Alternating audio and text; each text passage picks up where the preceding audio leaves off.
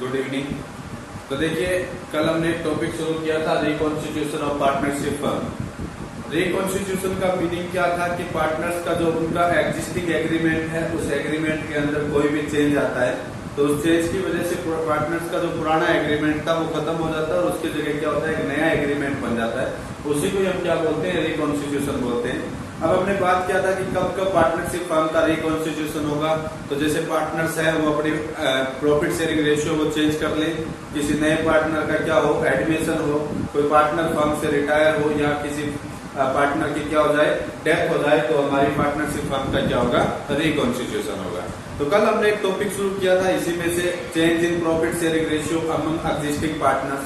कि पार्टनर्स अगर अपने प्रॉफिट शेयरिंग रेशियो चेंज करते हैं तो उनकी अकाउंटिंग हम कैसे करेंगे, उनके अकाउंट्स किस तरीके से हम क्या करेंगे, एडजस्ट करेंगे।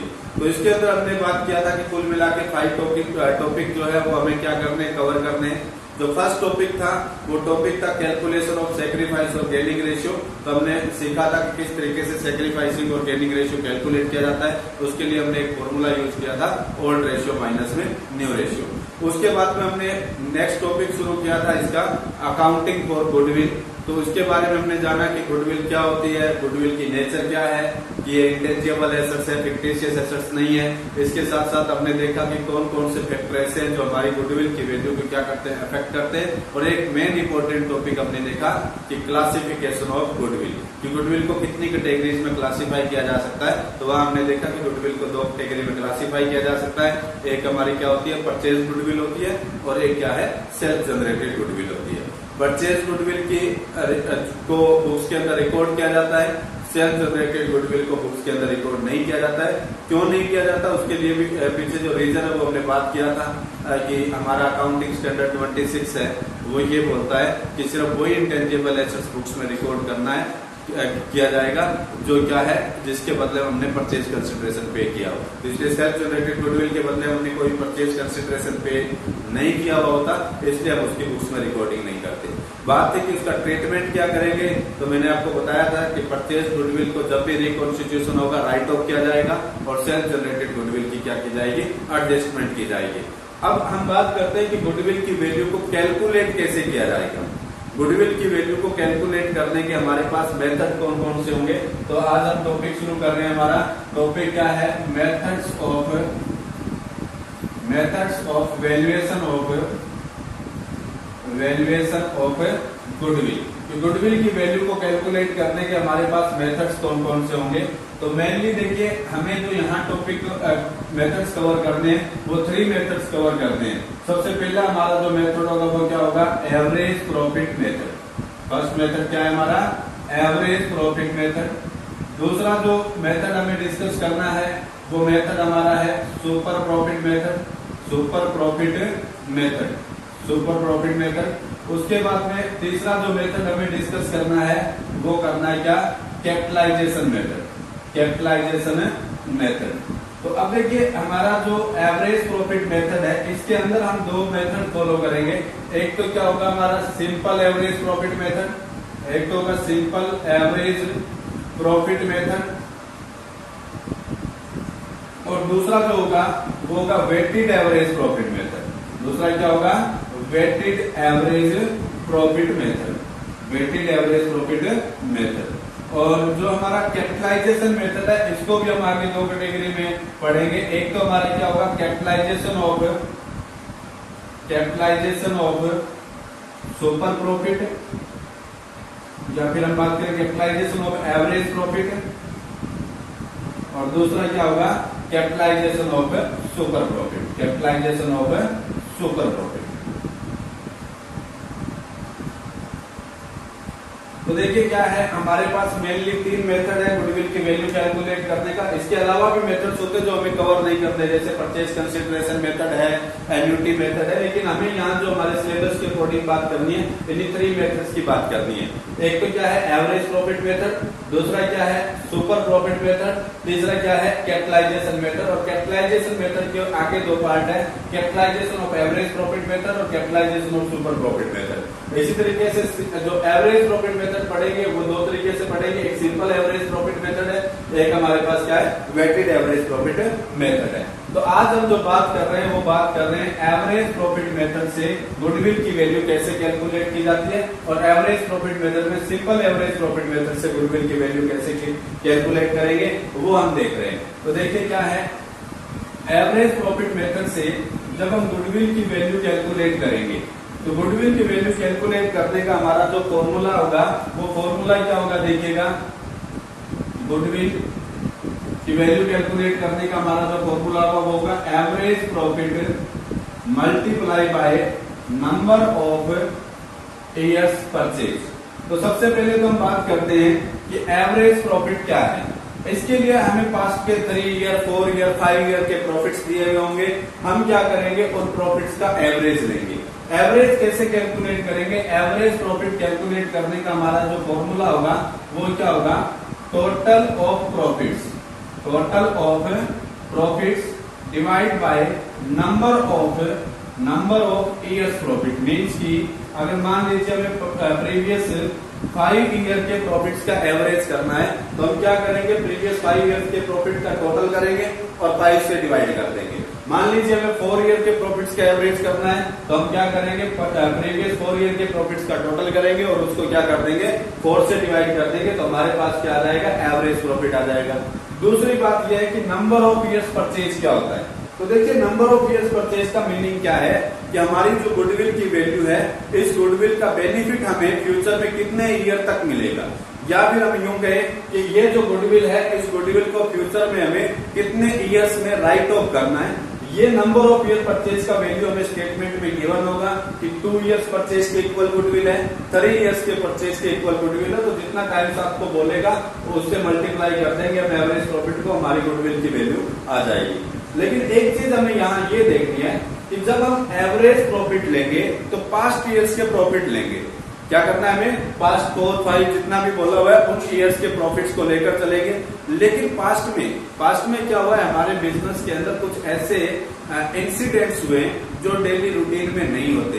मैं यूं कहूं कि अबनॉर्मल इंसिडेंट्स हुए या नॉन रिकरिंग नेचर के इंसिडेंट्स हुए जो बिजनेस की रूटीन में नहीं होते। लेकिन जिस भी ईयर वो इंसिडेंट हुआ है उस ईयर के प्रॉफिट पर उस चीज का इफेक्ट जरूर रहा होगा। जैसे मान लीजिए हमें क्या बोला हुआ है, सपोज कीजिए कि 2018 के अंदर हमारी फर्म का जो प्रॉफिट था वो 50,000 था। लेकिन इसके साथ ये बोल रहा है कि 2018 के अंदर हमारे बिजनेस के अंदर क्या हुआ, चोरी हो गई थी और उसकी वजह से सपोज कीजिए कि बिजनेस को क्या हुआ, 10,000 रुपीज का लॉस हुआ है। 10,000 रुपीज का क्या हुआ है, लॉस हुआ है। तो ये जो लॉस है, इस लॉस का इफेक्ट हमारे इस प्रॉफिट पर है। जो लॉस बाय थेफ्ट है इसका इफेक्ट हमारे इस ईयर के प्रॉफिट पर है। जिस ईयर ये थेफ्ट हुआ है उस ईयर के प्रॉफिट पर हमारा इफेक्ट रहेगा उस चीज का। तो हमें क्या करना है, हमें जो अबनॉर्मल इफेक्ट है हमारे प्रॉफिट्स पर, पास्ट प्रॉफिट्स पर, उनको क्या करना है, एलिमिनेट करना है। मतलब ये कहना चाह रहे हैं कि नॉर्मल प्रॉफिट्स हमें लेने हैं पास्ट ईयर्स के।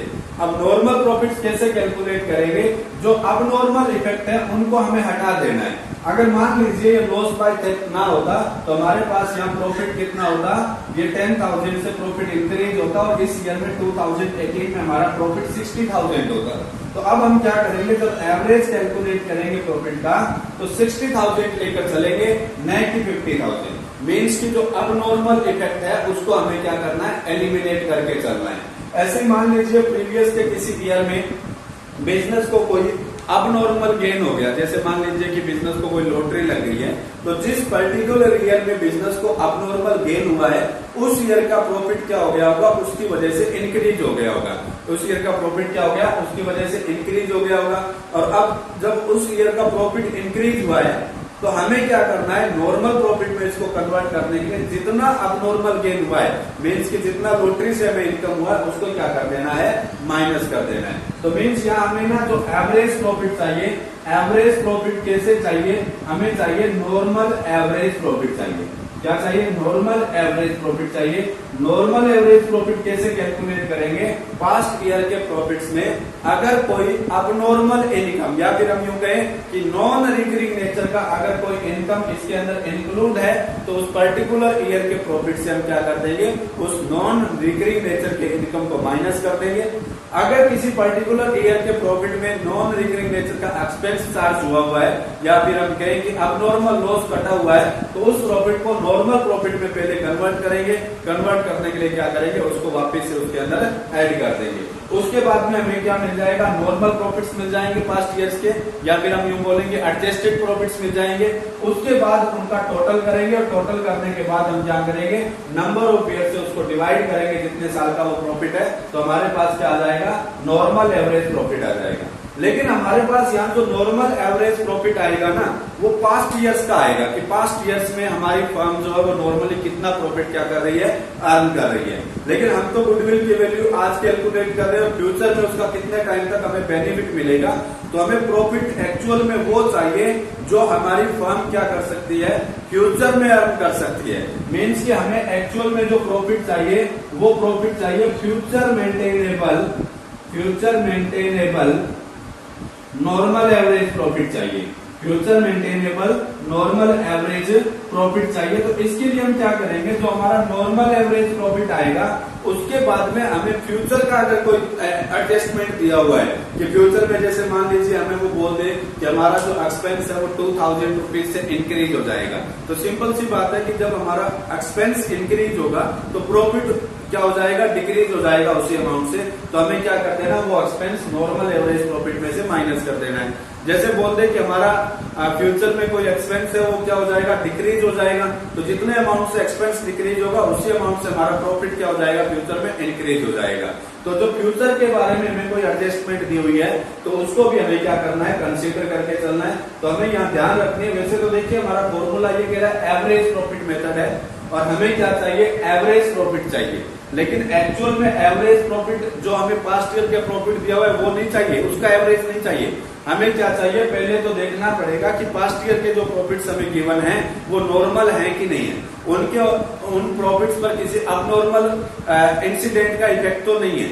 अगर किसी अबनॉर्मल इंसिडेंट का इफेक्ट इन प्रॉफिट्स के ऊपर है तो पहले हमें वो क्या करना है, एलिमिनेट करना है। अगर कोई अबनॉर्मल लॉस किसी प्रॉफिट से चार्ज हुआ है तो उसको वापस से ऐड करना है। कोई अबनॉर्मल नेचर का इनकम अगर किसी प्रॉफिट में क्या हुआ है, ऐड हुआ है, तो उसको क्या करना है, वापस से माइनस करना है। उसके बाद हमारे पास क्या आ जाएंगे, पास्ट ईयर्स के नॉर्मल प्रॉफिट आ जाएंगे।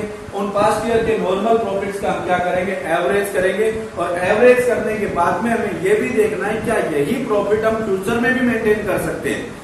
अगर हमें लग रहा है कि फ्यूचर में हमारे ये सेम प्रॉफिट हम मेंटेन नहीं कर पाएंगे क्योंकि हमारे एक्सपेंसेस में चेंजेस आ गए या फिर हमारे इनकम में कोई चेंजेस आने वाला है, तो उसके अकॉर्डिंग हमें क्या करना है, इन एवरेज प्रॉफिट को भी एडजस्ट करना है। तो हमारे पास जो आएगा वो future maintainable normal average profit आ जाएगा। और इस future maintainable normal average profit को हम क्या करेंगे, नंबर ऑफ ईयर से मल्टीप्लाई कर देंगे, तो हमारे पास क्या आ जाएगी, फर्म की गुडविल की वैल्यू आ जाएगी। ये था हमारा क्या, एवरेज प्रॉफिट मेथड। और इस मेथड पर हम क्या करते हैं, इक्वेशन देख लेते हैं। देखिए हमें एक स्टेटमेंट दिया हुआ, इलस्ट्रेशन क्या कह रहा है, बोल रहा है कि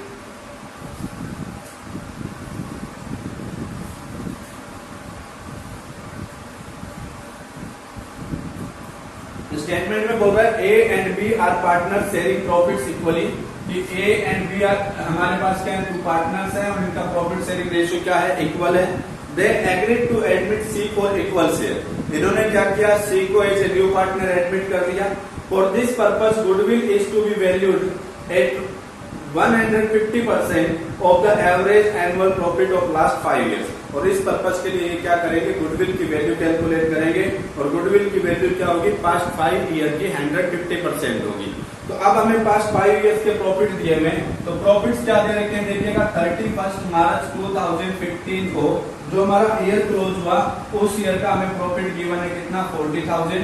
उसके बाद में 31 मार्च 2016 को जो हमारा ईयर क्लोज हुआ उसका हमारा प्रॉफिट गिवन है 60,000। उसके बाद में 31 मार्च 2016 को जो ईयर क्लोज हुआ उसका हमारा प्रॉफिट क्या है, 1 लाख रुपीज है। उसके बाद में 31 मार्च 2018 को जो ईयर एंड हुआ उसका हमें 20,000 लॉस गिवन है। और जब लॉस गिवन है ना तो देखिए कैलकुलेशन में कहीं मिस्टेक ना हो जाए, इसलिए हम लॉस को क्या करते हैं, ब्रैकेट्स में डिनोट करते हैं, ताकि हमें जब इनको टोटल करना पड़ेगा तो हमारे ये बात ध्यान में रहे कि हाँ ये एक नेगेटिव आइटम है। उसके बाद में 31 मार्च 2019 को 31 मार्च 2019 को हमारा जो ईयर क्लोज हुआ उस ईयर का हमें प्रॉफिट दिया हुआ है 1,50,000। तो देखिए आगे क्या बोला इसने, ये बोला इट वाज ऑब्जर्व्ड दैट कि हमें कुछ एडजस्टमेंट्स पता, कुछ इंसिडेंट्स पता चली है कि during the year ended 31 March 2016, means की 31 मार्च 2016 इस ईयर की ये बात कर रहा है। And assets of the original cost of ₹2 lakh with book value of ₹1,50,000 was sold for ₹1,24,000। ये क्या बोल रहा है कि इस ईयर में हमारे पास एक एसेट्स था जिसकी ओरिजिनल कॉस्ट क्या थी, 2 लाख थी। ओरिजिनल कॉस्ट का मीनिंग क्या होता है कि जब जिस भी ईयर में पास्ट में हमने मतलब कि इस एसेट्स को जब भी परचेज किया था तब इसको 2 लाख रुपीज में हमने परचेज किया था। उसके बाद में उसकी बुक वैल्यू क्या थी उस दिन, 1,50,000 थी। मीन्स की पास्ट से उसकी डेप्रिसिएशन हम क्या करते हैं, चार्ज करते हैं। डेप्रिसिएशन चार्ज करते करते वो एसेट्स उस दिन, किस दिन 31 मार्च 2016 को 1,50,000 की वो हमारी बुक्स में थी। और उस एसेट्स को हमने क्या कर दिया है, 1,24,000 में सेल कर दिया है। मीन्स की एसेट्स का वैल्यू तो था 1,50,000 और हमने इस एसेट्स को सेल कर दिया 1,24,000 में। तो हम ये कह सकते हैं कि इस एसेट्स को बेचने से हमें क्या हुआ है, 26,000 रुपीज का लॉस हुआ है। और देखिए एसेट्स बेचना हमारा रिकरिंग नेचर का काम नहीं है, डेली रूटीन का काम नहीं होता है बिजनेस का। तो ये हमारी एक नॉन रिकरिंग नेचर की ट्रांजैक्शन है। तो इसकी वजह से ये जो लॉस हुआ है 26,000 का, इस लॉस का इफेक्ट इस ईयर के प्रॉफिट पर रहा होगा। इस ईयर का प्रॉफिट क्या हो गया, इस 26,000 की वजह से कुछ कम हुआ होगा। तो हमें क्या करना है, हमें तो नॉर्मल प्रॉफिट चाहिए ना, नॉन रिकरिंग नेचर के जो इफेक्ट है उनको हटाना है। तो हम क्या करें, हम ये मानेंगे कि अगर ये एसेट्स ना बेचा होता, इसको एसेट्स को सेल करने से लॉस ना हुआ होता, तो इस ईयर में प्रॉफिट हमें कितना होता, तो हमें 60,000 नहीं होता, हमें प्रॉफिट क्या होता 26,000 ये वाला भी मिलता, जो कि कम हो गया है।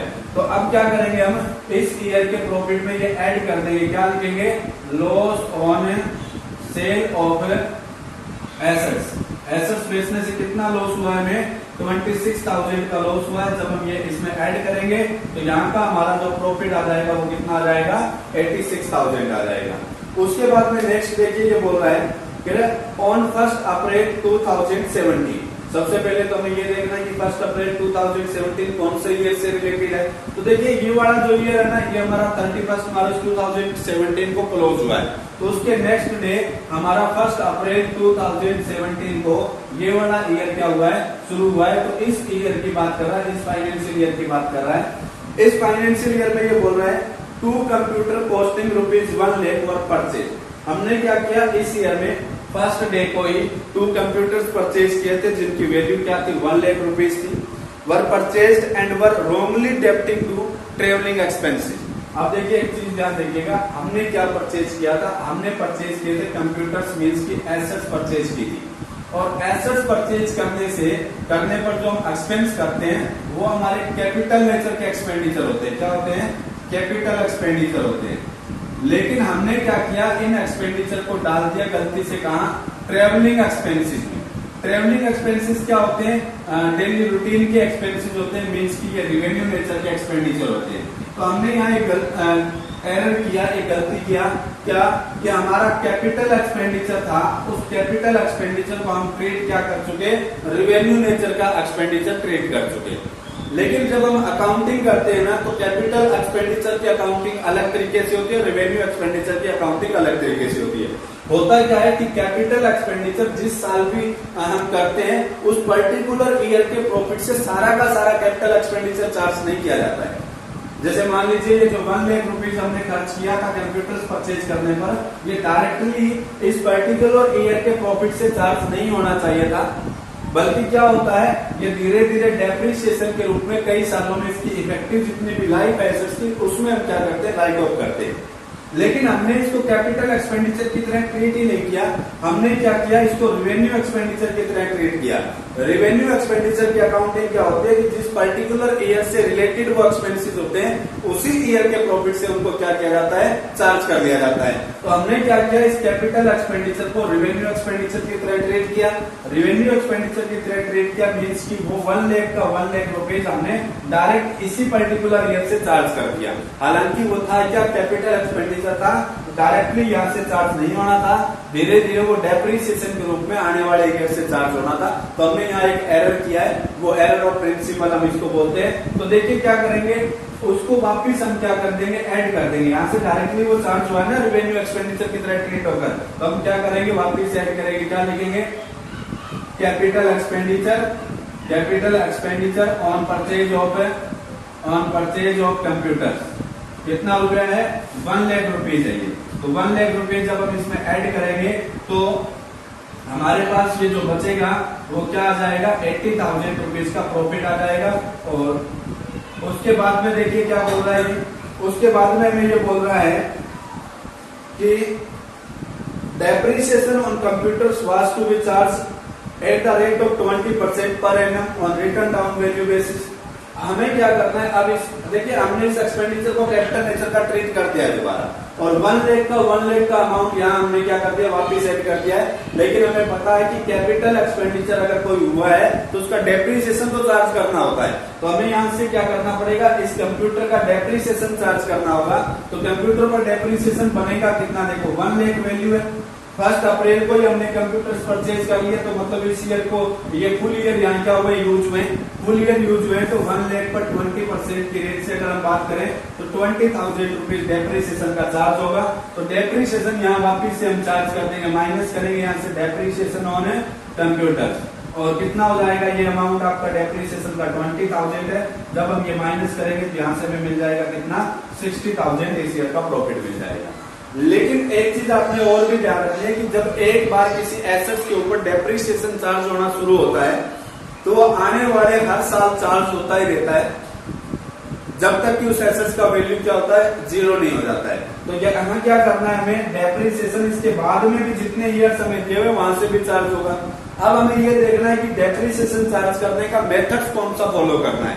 हमारे पास 2 मेथड होते हैं मेनली जो डेप्रिसिएशन चार्ज करने के लिए हम यूज करते हैं। एक हमारे पास क्या होता है, स्ट्रेट लाइन मेथड, या जिसको हम बोलते हैं ओरिजिनल कॉस्ट मेथड, और दूसरा क्या होता है, रिटर्न डाउन वैल्यू मेथड।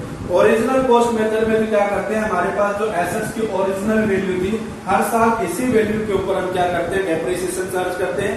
लेकिन रिटर्न डाउन वैल्यू में हम क्या करते हैं, फर्स्ट ईयर जितना डेप्रिसिएशन चार्ज हो चुका, जैसे मान लो 20,000 का डेप्रिसिएशन चार्ज हो गया, उसके बाद में नेक्स्ट ईयर का जो ओपनिंग बैलेंस बनेगा, जैसे मान लो नेक्स्ट ईयर का ओपनिंग बैलेंस क्या होगा उस एसेट का, 80,000 होगा, तो नेक्स्ट ईयर 80,000 पर डेप्रिसिएशन लगेगा, 91 लाख पर। कौन से मेथड में, रिटर्न डाउन वैल्यू मेथड में। रिटर्न डाउन वैल्यू मेथड में क्या होता है, जो हमारी बची हुई वैल्यू होती है, जो अगले साल को ओपनिंग बैलेंस होता है, उस पर डेप्रिसिएशन चार्ज होता है। तो नेक्स्ट ईयर का डेप्रिसिएशन बनेगा 80,000 पर 20% 16,000। तो यहाँ से भी हमें क्या करना पड़ेगा, डेप्रिसिएशन चार्ज करना पड़ेगा, डेप्रिसिएशन ऑन कंप्यूटर।